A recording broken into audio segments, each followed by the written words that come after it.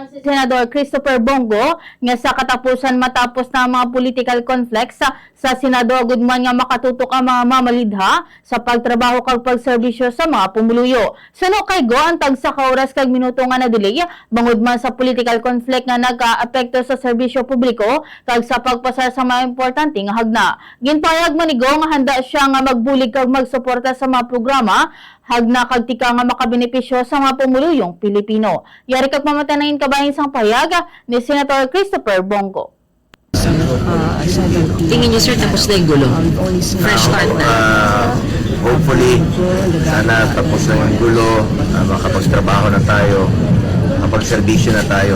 Dahil bawat oras, bawat minuto na may gulo po sa politika, ang nasasakripisyo po ang serbisyo sa ating mga kababayan. Marami pong madidelay na batas, na mga bills na dapat ay natugunan na noon pa. Halos isang buwan rin po ang nasayang sa gulo dito sa Senado.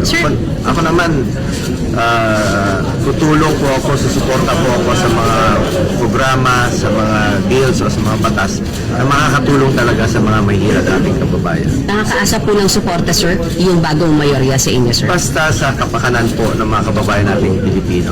Pero sa may time din kayo sa interes Supreme? ng bayan, interes ng bawat Pilipino po ang unahin na.